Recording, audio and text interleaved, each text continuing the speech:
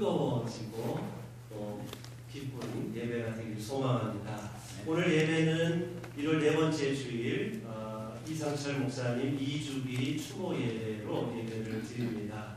오늘은 추모 예배와 관련돼서 제가 세 가지 이야기를 먼저 말씀드리려고 합니다. 첫 번째 이야기는 사진에 나온 것처럼 북한도의 기독교 독립운동 이야기입니다. 아시는 것처럼 1919년 이제 100년이 되었죠. 올해는 3.1운동 100주년 그리고 상해 임시정부가 대한민국을 선포한 지 또 100주년이 되는 해입니다. 그래서 여기저기에서 3.1운동 대한민국 건국 100주년 이제 여러 가지 행사가 올해 열리고 있습니다. 당시 기록을 보면 100년 전에 기독교인의 숫자는 아주 적었습니다. 하지만 한국 기독교인들은 그때 3.1운동과 독립운동에 열심히 참여했습니다.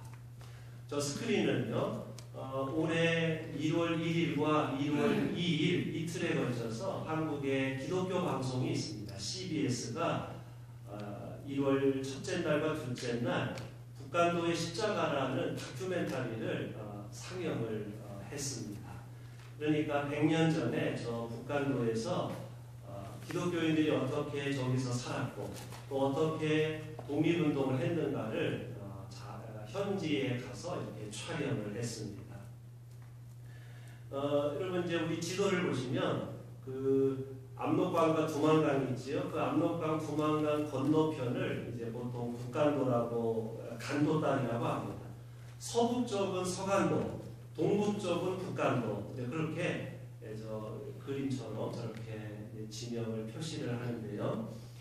1919년 3월 1일 날 3.1운동이 일어나고 그 소식이 한 10여일 후에 이제 북간도 땅에 도착을 했습니다. 그래서 기록을 보면 3월 13일 날 북간도에 저 서전평야라는 넓은 평야지대가 있는데 거기에 3만 명의 한인들이 모여서 이제 3.1 만세 독립운동을 벌였다는 기록이 나와 있습니다.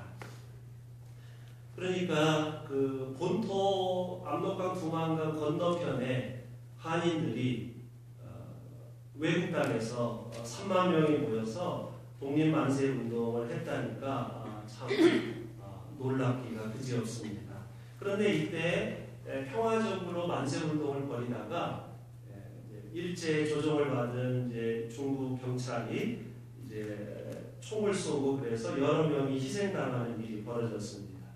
이 일 이후로 북간도는 본격적으로 독립운동이 시작되었고 이 북간도가 상해나 간도, 북간도의 임시정부와 독립운동의 중심지가 되었습니다.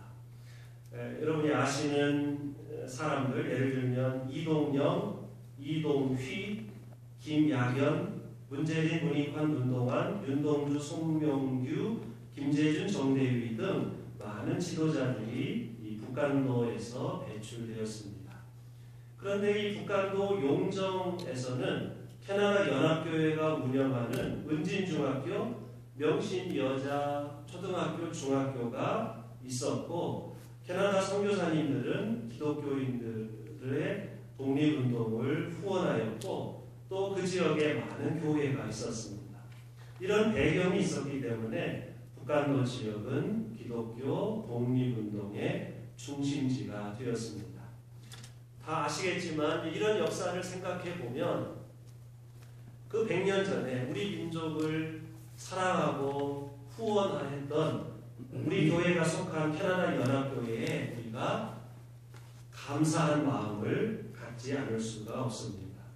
이상철 목사님께서도 러시아 블라디보스토크에서 태어나서 7살 때까지 살다가 소련의 박해를 피해서 북간도로 이주하시고 그래서 그곳에 용정에서 은진중학을 다니셨고 그곳에서 교목으로 계시는 은사님이신 김재준 목사님을 만나시기도 했습니다. 자, 두 번째 이야기입니다. 두 번째 이야기는 이상철 목사님께서 방송 설교로 하신 내용을 책으로 엮은 지구촌 일각에 서서에 나오는 이야기입니다. 토론토 한인연합교회가 1970년대에 교회 못 나오는 교민들을 향해서 라디오 방송 설교를 일주일에 한 번씩 하셨는데 그 내용을 책으로 묶어서 이제 저 책이 나왔는데 그 책 중에 제가 이렇게 제 관심이 끄는 한 대목이 있습니다. 그 한 대목은 한국 민족을 자랑한다라는 그 내용으로 한 주 목사님이 방송 설교를 하셨습니다. 제가 잠깐만 인용을 해보겠습니다. 종종 동포들 입에서 한국 사람은 할 수 없어 하는 말을 듣는 수가 있습니다. 이런 분들은 여러 가지 이유를 들어서 한국 사람은 신통치 않은 민족이라고 말합니다. 저도 사실은 그렇게 생각하고 말해온 사람 중에 하나입니다. 그러나 지난 10여 년 동안 외국 생활을 하면서 여러 민족을 접촉하면서 내 생각은 달라졌습니다.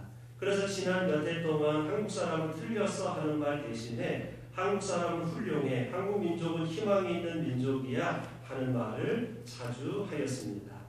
첫째로 한국 사람은 인정이 넘쳐 흐르는 민족입니다. 커피 마시러 가자고 해놓고서는 커피를 마신 후 자기 커피값만 내고 네 커피값은 네가 내라고 자연스럽게 말하는 서구 사람보다는 음식점 카운터에서 서로 자기가 돈을 내겠다고 밀고 당기는 한국 사람들이 나는 존경이 가고 좋아집니다.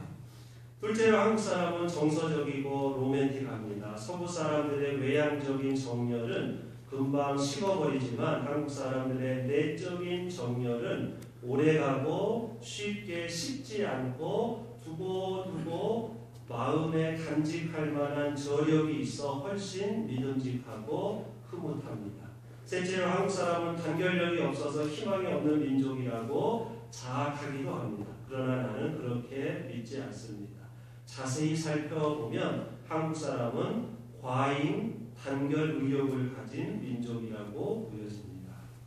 마지막으로 한국 사람은 정의감이 강한 민족입니다. 일제 식민지 하에서나 북한 공산 지하에서나 남한 독재 정권 하에서 뜻 있는 한국 사람들이 정의와 자유를 외치고 옥에 갇히고 고문을 당하고 사형을 당한 사실은 세계에서 그 유례를 보기 힘든 자랑스러운 모습입니다.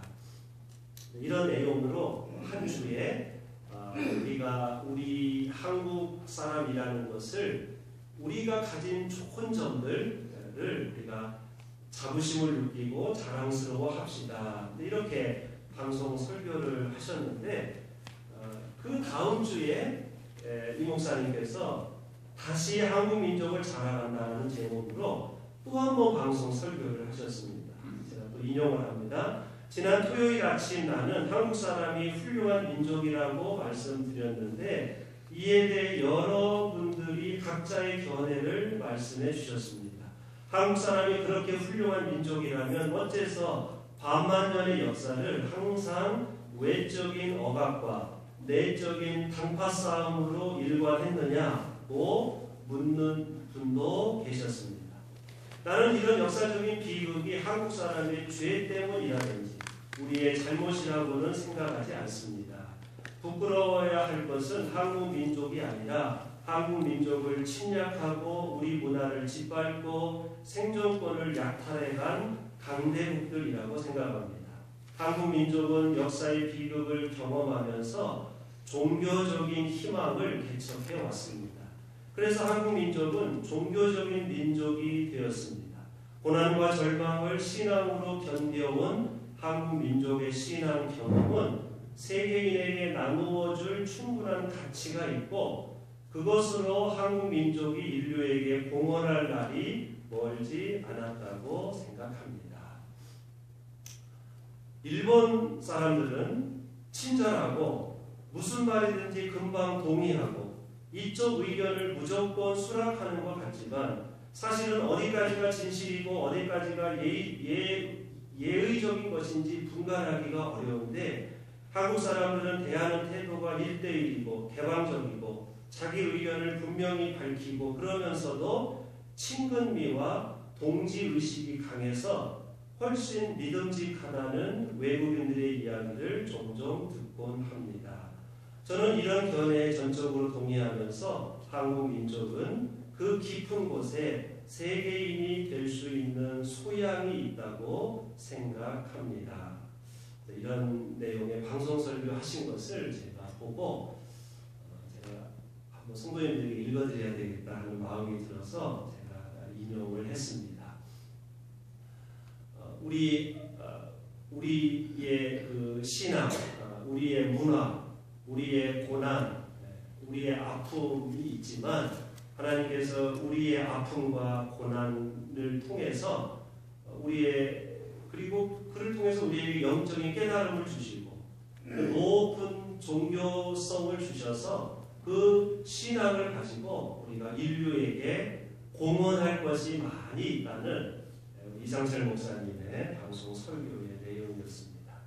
마지막 세 번째 제가 하나 또 인용하고 싶은 것은 호사카 유지라는 분이 있습니다. 지금 한국에 살고 계신 분인데 이분은 일본 사람인데 30년 전에 한국으로 귀화해서 지금 한국에서 교수하시는데 일본 사람인데 한국인이 되어서 지금 한국에서 30년째 살고 있는 분이 있는데 이분이 조선 선비와 일본 사무라이라는 아주 재미있는 책을 쓰셨습니다. 이분이 이렇게 설명을 합니다. 일본 문화는 사무라이 문화이고 한국 문화는 선비 문화이다. 이렇게 이제 말씀을 하시면서 그래서 일본에는 이 사무라이 정신이 있어서 단순하고 그다음에 체육 활동 이런 거, 경쟁, 체육 활동을 중요시해서 초등학교에 가면 피아노 배우는 아이들은 별로 없는데 모든 초등학교에 수영장이 있다는 거예요. 그래서 다 수영을 시킨다는 거예요. 일본 고등학교에 가면 거의 모든 고등학교에 야구부가 있다는 거예요. 그래서 초중고등학교 때부터 이렇게 운동을 시키고 그래서 몸을 단련시키고 그런 걸 통해서 경제의식을 주고 그러다 보니까 자기들이 우월하다는 우월의식이 굉장히 강하다 그런 이야기를 합니다.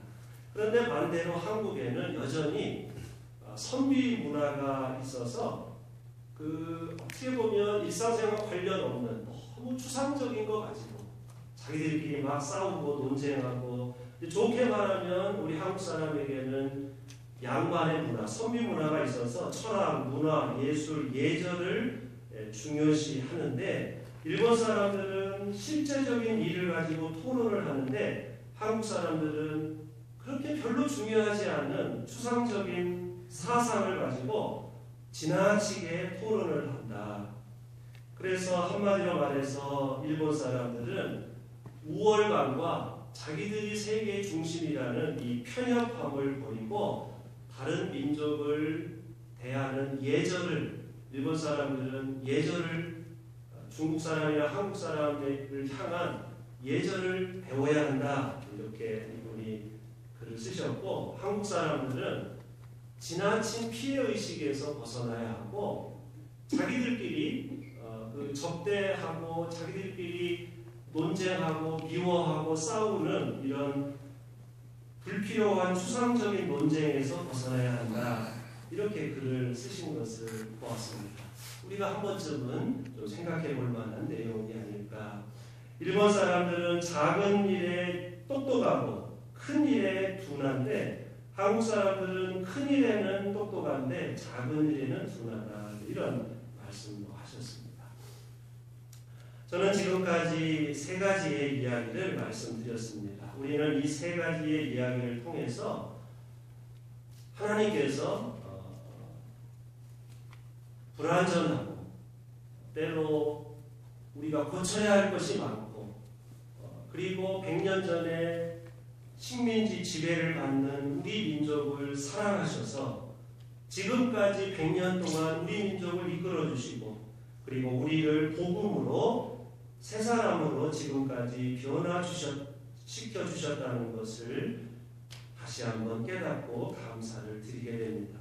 분명히 우리들과 우리 민족에게는 좋은 점도 있고 여전히 반성하고 고쳐야 할 점들이 있습니다. 하나님께서는 때로는 고난을 통해서, 때로는 깨달음을 통해서 과거의 우리를 미래의 사람으로, 새 사람으로 변화시켜 주십니다. 지금도 주님은 우리 민족을 변화시켜 주고 계십니다. 사도 바울은 오늘 우리가 읽은 디모데전서 1장에서 자신을 가리켜서 내가 예수님을 만나기 전에는 회방자요, 박해자요, 폭행자였다. 그렇게 말을 했습니다. 그러나 그러한 행동은 내가 믿지 않을 때 알지 못하고 한 것이므로 하나님께서 나에게 자비를 베풀어 주셨습니다. 이렇게 고백했습니다. 바울은 도덕적으로 방탄한 사람이 아니었습니다. 그는 아주 행동이 올바른 사람이었고 유대교와 율법을 잘 지키는 흠잡을 데 없는 사람이었습니다. 그러나 그는 예수 만나기 전에 교만하고 자기 신앙에 대한 우월의식과 배타적이고 편협한 생각에 사로잡혀 있는 사람이었습니다. 주님께서는 그런 바울, 기독교인들을 핍박하는 그런 바울을 변화시켜 주셔서 그를 자비롭고 너그러운 사람, 이방인을 위해서 일하는 사람, 생명과 평화의 하나님 나라를 위해서 일하는 사람으로 그를 변화시켜 주셨습니다. 하나님께서는 나에게 자비를 베푸셨습니다. 그 뜻은 그리스도 예수께서 끝없이 참아주심의 한 사례를 먼저 나에게서 드러내 보이심으로써 앞으로 예수를 믿고 영생을 얻으려고 하는 사람들의 본보기로 삼으시려는 것입니다. 이 본보기라는 말이 참 중요합니다. 주님이 앞으로 예수 믿는 사람들의 본보기로 나를 선택하셨다. 주님을 만나면 사람이 이렇게 변할 수 있다는 본보기로 나를 삼으셨다고 고백했습니다. 성도 여러분, 오늘 말씀의 결론입니다. 사도 바울이 고백한 것처럼 하나님께서는 우리 민족을 사랑하시고 우리 민족의 고난 가운데 함께 하시고 그래서 우리 민족을 소멸시키지 않으시고 지금까지 인도해 주셨고 우리 민족을 하나님께 쓰임받는 더 나은 민족으로 변화시켜 주시고 또 우리들을 변화시켜 주셨습니다. 주님께서는 바울을 부르신 것처럼 이상철 목사님을 일찍 부르셔서 민족과 인류를 위해서 일하게 하시고 목사님은 우리들의 신앙의 모범, 본보기로 삼아 주셨습니다. 하나님께 부름받은 사람의 삶이 얼마나 높고 넓고 깊은지를 우리들에게 보여주셨습니다. 목사님은 키는 작으셨지만 가슴은 누구보다도 크셔서 모든 사람들을 품에 안으시고 인류의 화해와 평화와 생명을 위해서 일하셨습니다. 사랑하는 성도 여러분, 우리들에게 신앙의 본보기를 보여주신 그리고 크고 높고 넓은 신앙을 물려주신 우리 신앙의 선배님들을 기억하며 그 아름다운 신앙을 계속 이어가는 우리 알파 한인연합교회가 되어야 할 줄로 믿습니다. 이를 위해서 기도해 주시고 또 협력해 주시기를 우리 교회가 이 지역에 하나님 나라의 아름다움을 하나님 나라의 생명과 평화와 화해를 전하는 그런 귀한 삶을 감당할 수 있도록 기도해 주시기를 간절히 부탁드립니다. 기도하겠습니다. 하나님, 주님께서는 지난 100년 동안 고난 가운데서도 저희 민족을 지켜주셨고 보호하여 주셨습니다. 과거의 사람 사울을 미래의 사람 바울로 변화시켜 주셨고 러시아에서 태어난 이상철 목사님을 캐나다와 한인 사회의 큰 스승으로 만들어 주셨습니다. 신앙의 선배들이 저희들에게 물려주신 전통을 기억하게 하시고 저희들도 세상 사람들의 본보기가 되어서 신앙의 삶이 얼마나 넓고 깊고 높고 아름다운지를 세상에 전하게 하옵소서. 예수 그리스도의 이름으로 기도하옵나이다. 아멘. 자리에 앉으신 채로